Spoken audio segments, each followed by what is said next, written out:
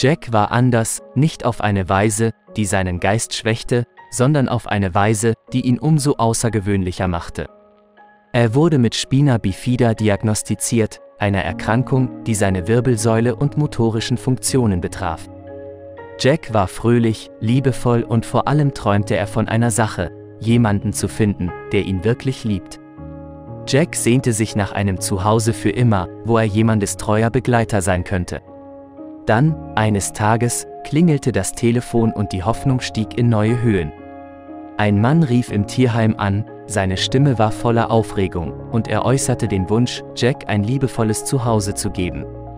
Das Tierheim-Mitarbeiter konnten ihre Freude kaum zurückhalten, es schien, als ob das Glück endlich in Jacks Reichweite war. Vorbereitungen wurden mit großer Sorgfalt getroffen. Jack wurde gebadet, gebürstet und sein bestes Halsband wurde ihm angelegt. Er sah fabelhaft aus, und tief im Inneren spürte er, dass etwas Außergewöhnliches auf ihn wartete. Als die Uhr auf die vereinbarte Stunde zuschritt, waren aller Herzen voller Vorfreude. Aber als die Minuten zu Stunden wurden, kam der potenzielle Besitzer nie an. Er antwortete nicht auf sein Telefon, und die Stille danach war ohrenbetäubend. Jacks Aufregung begann zu schwinden, und eine schwere Traurigkeit legte sich über ihn.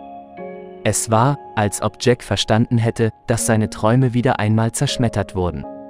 Seine Augen, die einmal vor Hoffnung strahlten, hielten nun einen Hauch von Herzschmerz. Als die Sonne unter den Horizont sank, lag Jack in seinem Zwinger, verloren in seinen Gedanken. Es war ein trüber Abend im Peaches Bully Rescue, aber sie wussten nicht, dass die Geschichte noch lange nicht vorbei war. In den folgenden Tagen rührte Jacks Geschichte die Herzen von Menschen weit und breit. Sein Foto und seine Geschichte wurden in den sozialen Medien geteilt, und bald hatte er Fans und Wohltäter aus allen Ecken des Landes. Geschenke und Spielzeuge strömten in das Tierheim, jedes trug eine Botschaft der Liebe und Unterstützung.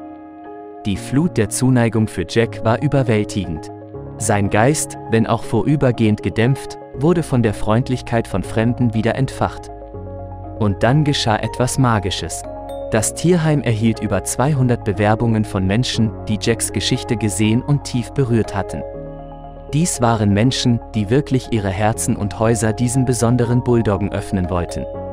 Die Tierheim-Mitarbeiter, überwältigt von der Resonanz, nahmen sich Zeit, um jede Bewerbung sorgfältig zu prüfen. Liebe Freunde, wenn euch das Video gefallen hat, setzt ein Like und abonniert den Kanal.